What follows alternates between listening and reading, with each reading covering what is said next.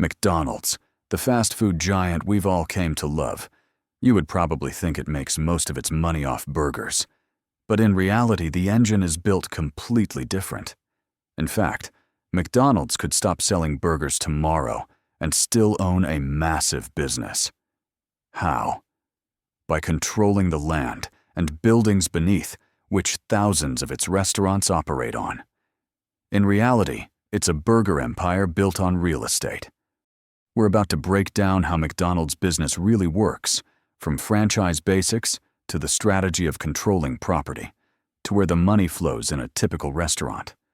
We'll see why this model is so resilient and profitable, what risks and constraints it faces, and how menu tweaks and operations tie back to maximizing each location's value.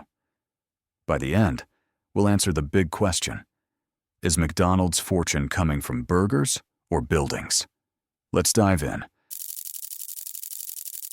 Most McDonald's restaurants you visit aren't actually run by McDonald's Corporation. They're run by local franchisees, independent owner-operators who license the brand.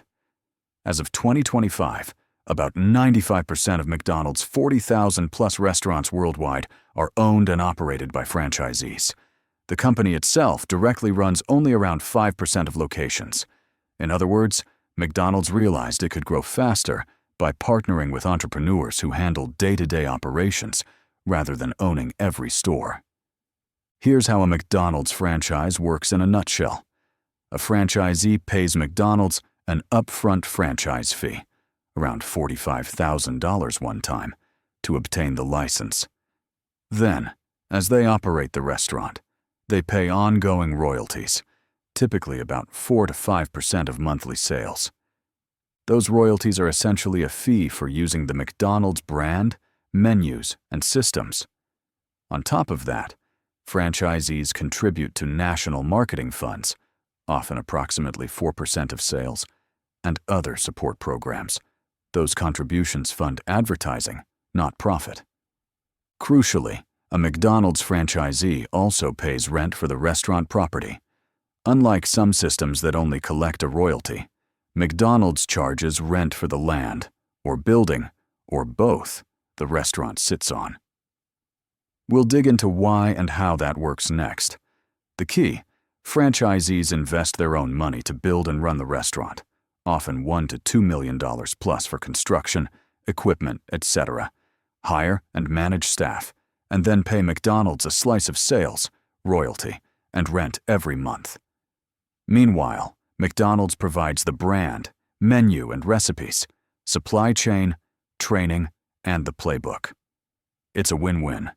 The franchisee gets a proven model to run, and McDonald's expands its footprint with far less capital per restaurant.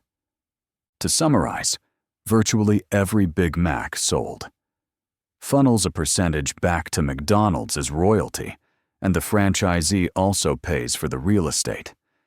That real estate angle is what truly sets McDonald's apart, and it's where the buildings side of the story comes in.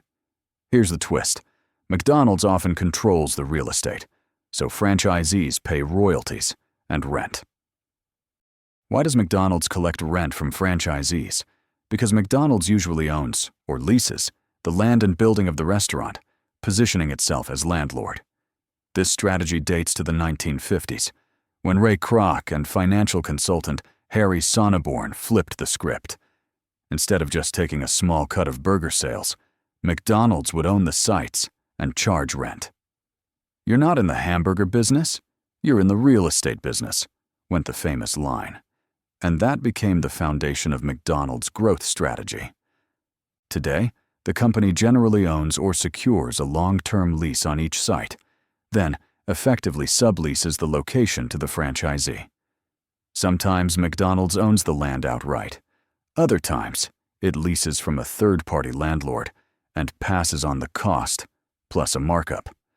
Either way, corporate controls the real estate. In markets where McDonald's operates directly, like the US and many major countries, the company reports it owns about 56% of the land and 80% of the buildings, leasing the rest. In other words, McDonald's has built a vast real estate portfolio beneath its golden arches. Why does this matter? Because rent is a huge income stream. Franchise rent is often tied to sales, with a fixed minimum. In many cases, the rent McDonald's collects can be larger in dollars than the 5% royalty. In some periods, rent has been nearly twice as important to revenue as royalty fees. Owning or leasing prime corners locks in a steady flow of rental income on top of sales-based royalties. Controlling the sites also gives McDonald's leverage over brand standards and performance. It selects high-traffic, accessible locations. Think a corner lot with easy ingress/egress for cars. The better the site, the more cars and customers can flow through, and the more sales and rent generated. By being its franchisee's landlord, McDonald's marries its fortunes to burger volume with the security of property control. It's a dual model, part fast food franchisor, part real estate developer. Money flow, illustrative example, simplified for clarity, not actual contract terms. Imagine a single McDonald's that makes $3 million in annual sales. The US median is higher, but $3 million keeps the math clean. Here's how it might split.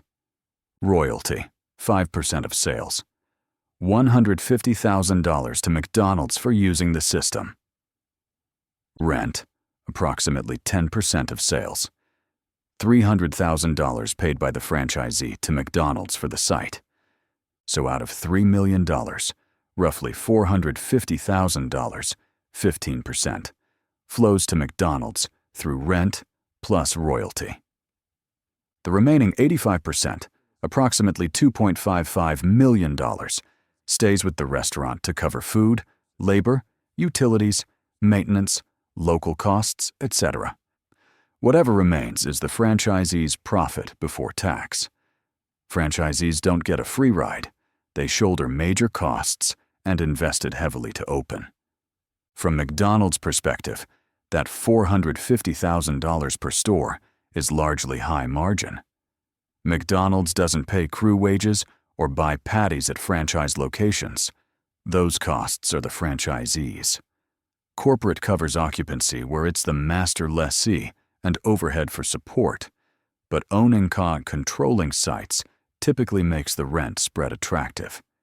That's why, in recent years, franchised restaurants have generated the majority of McDonald's revenue, rent plus royalties, and nearly 90% of restaurant-level operating profit. The structure shifts most costs and risk to franchisees, while McDonald's collects a stable stream of fees. Why this model is resilient. Stable, predictable cash flow. Percentage of sales royalties, often with minimum rents, make income steadier. Even in tough times, rent still comes due, and royalties flex with sales. Long-term leases provide a consistent base. Scale and diversification. With 40,000-plus locations in 100-plus countries, weakness in one region is offset by strength elsewhere. Local risks are borne by local operators. Asset-light expansion. Franchisees fund new units, so McDonald's grows without heavy capital outlays, while still benefiting through rent and royalties. Refranchising increased this effect, and owned real estate provides financing flexibility. Strong operators. McDonald's selects franchisees with capital and training. Many run multiple stores, which helps resilience. Data and adaptability. System-wide data on sales and ops lets McDonald's test, learn, and roll out improvements quickly across the network. High margins, controlled costs. Corporate margins are high because franchised fees carry lower direct costs. McDonald's avoids most labor and food volatility at the unit level. Altogether, it's franchise capitalism at scale. Partners power growth, while the brand owner locks in stable income. Risks and constraints. Site selection and saturation. A poor site means weak sales. Overbuilding can cannibalize a trade area.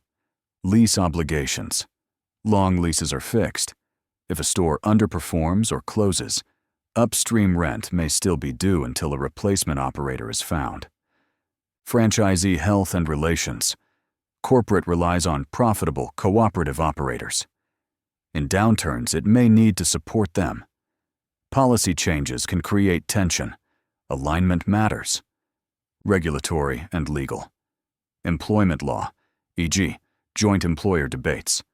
Zoning, environmental rules, international franchise regulations, property taxes, and real estate cycles all affect costs and expansion. Reputation and market shifts. Consumer tastes and brand perception evolve. A giant network can be slower to pivot, so menus, tech, and service must stay aligned with demand. How menu and ops support real estate. More day parts, more hours. Breakfast unlocked mornings. Late night keeps kitchens earning after dark. If you're paying for a site 24/7, you want it busy as many hours as possible. Throughput and speed. Drive-Thru is a large share of sales in major markets. Double lanes, digital boards, and streamlined ordering have cut average waits by tens of seconds since the late 2000s. Faster lines equals more cars at lunch and fewer customers abandoning the queue. Design and layout.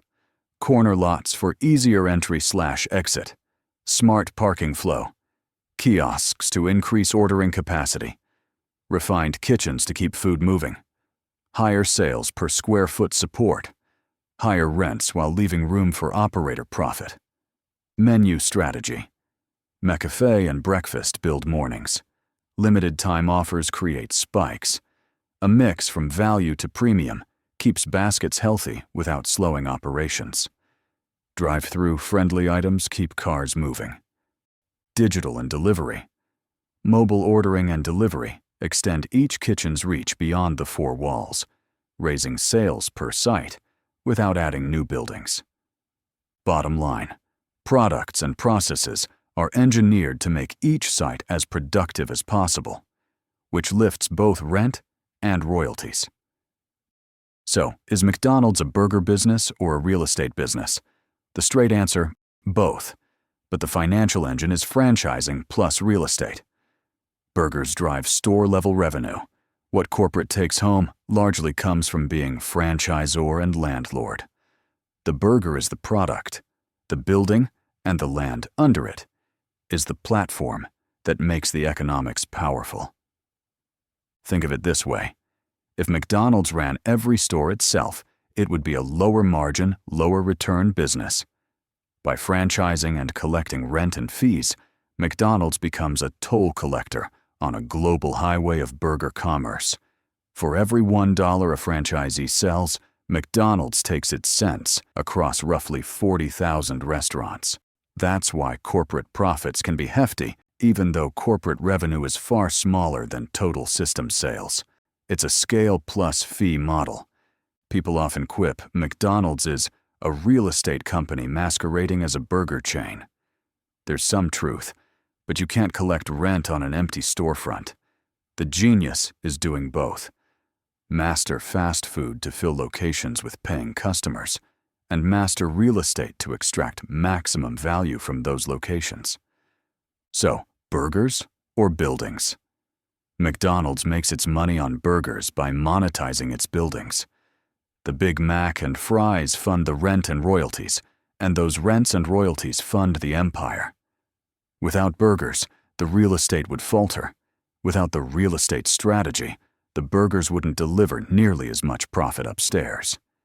The combination made McDonald's one of the most successful business models in the world. And thank you for watching till the end. If you found this explainer helpful, feel free to share, give the video a thumbs up, or subscribe if you feel like it.